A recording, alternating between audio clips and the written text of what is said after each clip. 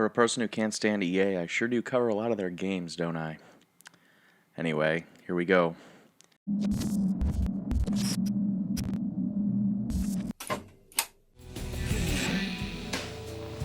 Nightfire.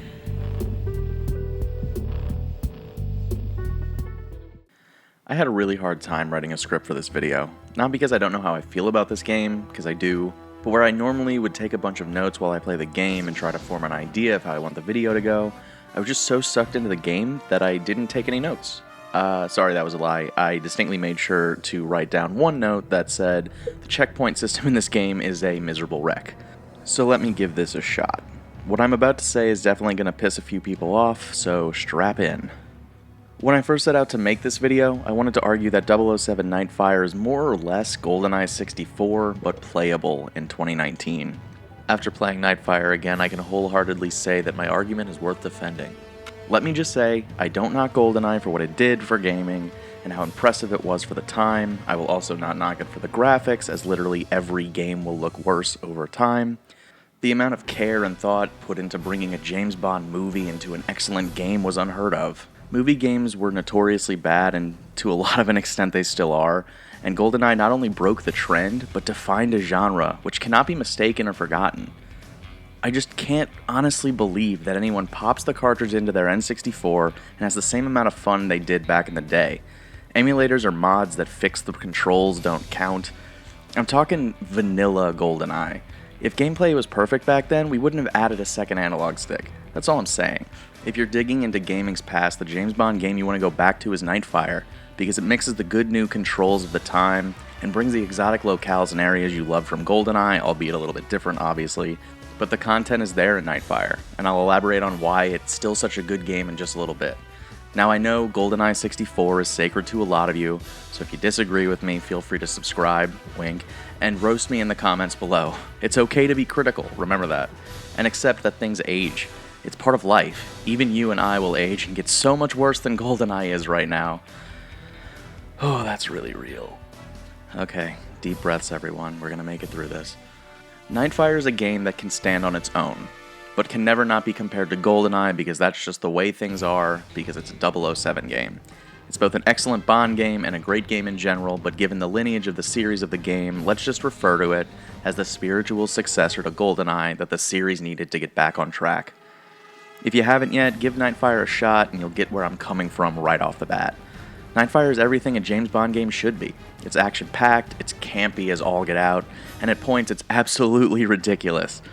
If you were setting out to make a James Bond game that captured the essence of the Pierce Brosnan era, this is as close to perfect as it gets, but you don't really need to be a fan of the movies to like the gaminess of the game. In Nightfire, you take control of the pivotal hero 007 as you investigate the seemingly benign environmentalist Raphael Drake and his company Phoenix for some shady business practices they have been doing. Instead of dismantling shoddy nuclear reactors and warheads like he says the company's doing, he's hoarding them for himself in order to hit the reboot button on Earth by destroying the entire thing with nukes with a plan he calls Nightfire. He wants to install his own global board of directors and run the world, and that doesn't gel with 007 or, the people of Earth. Throughout the story, there are twists and turns, classic action movie tropes and all. I really like that instead of making a game based on a movie, like they did with GoldenEye, the developers and writers decided to make their own story, and it pays off remarkably well. That lets them build a story around the action and story beats that they want to tell rather than bend to fit a movie. It also shows just how wild of situations Bond can be in, and you just go, yeah, okay. Remember, this was right before Die Another Day released, the final Bond film before the Casino Royale reboot, and the franchise was at peak insanity, almost feeling like a video game movie franchise anyway. And while yes, Nightfire is already a sequel to Agent Under Fire, Nightfire is so different that I wouldn't blame you for not knowing that it had anything to do with it at all. Nightfire takes you to all sorts of locations around the world and beyond, literally. The first mission has you infiltrating a fundraiser in a castle on a mountaintop, because of course it's on a mountaintop. It's a James Bond game. We don't settle for sea-level locales in a James Bond game. Luckily, you're not alone. You have two agents on the inside. One is Bond's current squeeze, Dominique Paradise, seriously, and Agent Zoe Nightshade, a former squeeze. Dominique is posing as Drake's current squeeze, which is ew. At first, you start off trying to sneak your way into the party. You have to use some undercover tactics to avoid different guards.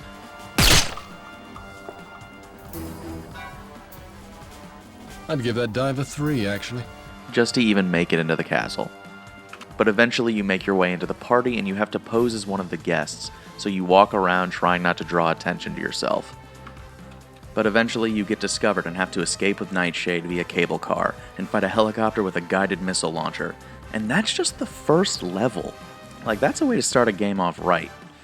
After putting an end to the perfectly good singles mixer for billionaires, you travel to Tokyo to meet with Alexander Mayhew, a business associate now on Drake's bad side because he believes Mayhew is responsible for spies crashing his party. In exchange for protection, Mayhew offers you information about Drake's plan to destroy the planet. Unfortunately, Drake sends his hitmen to kill him, and his associate Kiko is unable to protect him as she is tied down elsewhere. To me, this level is really cool because not only are you fighting your way through a labyrinth of Mayhew's estate, you also have to find your way up to the rafters and find sneaky ways to get the jump on the attackers, because you don't want them to kill the hostages, leading to a game over. Unfortunately, after making out with a hostage and stealing the key to the vault that holds all of the information, an assassin hiding on his roof jumps off an awning and katana slashes Mayhew, killing him conveniently after pointing you to where you need to go next. As it turns out, to get the actual information you give Mayhew protection for, you have to infiltrate Phoenix headquarters and sneak your way up to the top floor where you can break into Drake's safe, the size of a room, complete with turrets that try to kill you upon entry. This is when Drake really starts to feel like a Bond villain on account of the fact that, he is one. It's at this point of the game where this mission kind of changes the pace a little bit. You're forced to use stealth because if you accidentally alert the guards, they're going to set off the alarm and it's going to make a big problem for yourself. So you basically sneak around with this gun that shoots knockout darts. It's really cool because not only does it knock out the guards, it means they can wake up. So if you're not quick enough or you're not smart enough about it, you can start to run out of these darts before you even finish the level, and these guards are going to start waking up. It's a nice change of pace, honestly. In this mission, you're forced to think like Bond, and I really like that because before you could definitely just run and gun your way through the levels, no problem. And what's interesting about it is this forced stealth aspect of it makes it so that a later mission down the road where you end up retreading this building isn't redundant. After you secure the information, you jump off the roof using a parachute in classic Bond fashion, like no one can see you in a bustling metropolis. And I know it's nighttime, but like somebody's gonna see you parachuting off a building. After analyzing the documents you steal, the info points you into the direction of a nuclear power plant where you find the jetpack prototypes and a variety of other incriminating evidence of Drake's secret plan. After you dodge a plethora of snipers, you finally escape through a pipe, and who are you greeted by when you emerge? Oh, it's Kiko. Oh yeah, she's actually working for Drake. You gotcha, James. She puts Jamesy to sleep with a knockout dart, and when he awakens from what probably was the best night of sleep he's had in years, the chopper lands on top of the roof you parachuted off of a few missions earlier. Honestly, Kiko being a villain is a twist you totally see coming, but it's such a classic twist that you just have to smile at how obvious it was, and no one sees it coming but you. Upon arriving and sitting at a very conveniently placed table on the roof, Drake reveals that he knows all about Bond's plan and outs Dominique as an agent. He naturally decides to launch her off the roof, creating Sad Bond and fueling his revenge and determination to see Drake's plan fail, while also really pushing the boundaries of the T for Teen rating on the box. Luckily, Bond escapes off the roof into an outdoor elevator, and now you're tasked to fight your way out of the same building you snuck through. It's a really interesting dynamic, like you just snuck out of there a few missions earlier, now let's see you survive this. In this mission, the enemies are a lot more feisty and they've got a lot more weapons at their disposal, including a turret inside of a suitcase that you can repurpose to use for yourself. It's really cool. And the concept of a turret inside of a briefcase that just folds up perfectly is such a James Bond kind of thing. After fighting your way down a few floors, James finally escapes into the vehicle of a different agent. This agent is Allura McCall, Bond's new squeeze now that the old one died a whole 7 minutes ago, and he's really ready to move on after a long mourning process. Allura and James sneak into Drake's submarine base with the help of an Aston Martin that turns into a submarine. We're driving there? Precisely.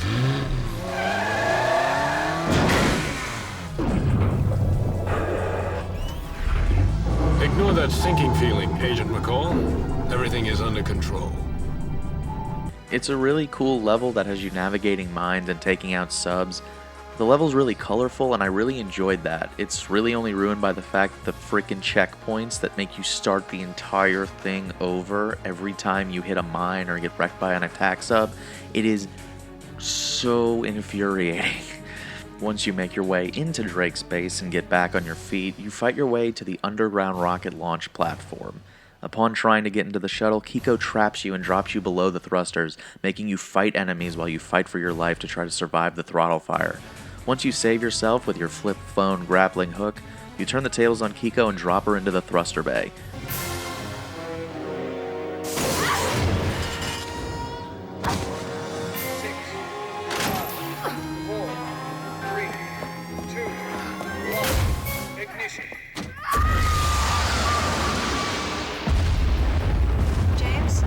Bye-bye Kiko. It's really dark to watch it happen, but that era of Bond films had pretty dark villain deaths anyway, so it's very of its time in the 007 series. It hits hard, but it also feels like a haha, gotcha back kind of moment. Bond then takes a literal space shuttle into literal space, where he has to destroy the launch systems before time runs out and the Earth turns into a big burnt ball of toast. Obviously you do it, when has Bond ever failed? To accomplish this, you take your samurai laser cannon and melt the couplings that align the nukes about to be launched at Earth. I find it really interesting that zero gravity, a concept that hadn't been introduced into the game before, actually feels really good. At first it can be a little bit disorienting, but once you figure out that the crouch button lowers you and the jump button makes you go up, it actually feels pretty alright. But then Drake emerges from the space station with a rocket launcher in hand and tries to destroy you in a fit of rage. Luckily you melt him with a laser cannon and the world is saved thanks to James Bond 007. The freedom to craft a story must have been pretty liberating for the dev team, and getting Brosnan's likeness for the game seemed monumental for them, considering beating the game unlocks a small documentary on what the making of the game was like. But now let's talk meat and potatoes, the gameplay, because what is a game without the mechanics and gameplay? Nightfire is definitely a shooter of its time. It almost feels like a bridge between the era of Goldeneye and the era of Halo and Call of Duty, in that the gameplay has elements of both. On one hand, you have the better graphics of the newer generation of consoles, but when you hold down the left trigger to aim, on the other hand, you get the familiar red reticle in the middle of the screen that plants you in place instead of aiming down the sights. The default controls age this game immensely, in that all the turning and walking is linked by default to the left stick, unlike the more popularized controls from Halo and other shooters where looking around is mapped to the right stick. Luckily there are a ton of control options in Nightfire, so the dated controls are easily amended, and I highly recommend changing them to a scheme that fits your playstyle. Where war shooters have heavy weapons that recoil and hit hard when you fire, there's something really nice about a secret agent masterfully firing his teeny tiny little pistol without any recoil. While bigger weapons in the game have delays between bursts as to not be overpowered, the main challenge comes from bullet spongy enemies. They eventually get more difficult as their armor increases later in the game, but they're far from overpowered. You're also a bullet sponge, so it all evens out anyway. That said, unloading a clip into someone only to have them not die is pretty frustrating at times. There's really no way around that, it gets pretty rough. Actually playing missions is a lot of fun because you can burst your way through every level, mowing down every adversary in your way and usually causing more trouble for yourself than is worth it, or you have the option to think like James Bond and find clever ways to sneak through levels without outing yourself.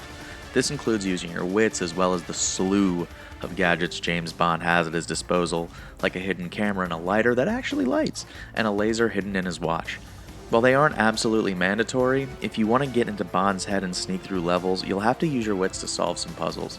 For instance, some levels have spotlights that will draw attention to you, and if you explore the levels and you try to find some nooks and crannies, you can slice through some wires and deactivate them. This goes for both the traditional first-person shooter levels as well as the vehicular levels, as Q equips your Vanquish with a ton of gear to help you. Thinking like Bond and pulling off showcase moments are tons of fun because you're rewarded with 007 tokens, which increase your final score on each level.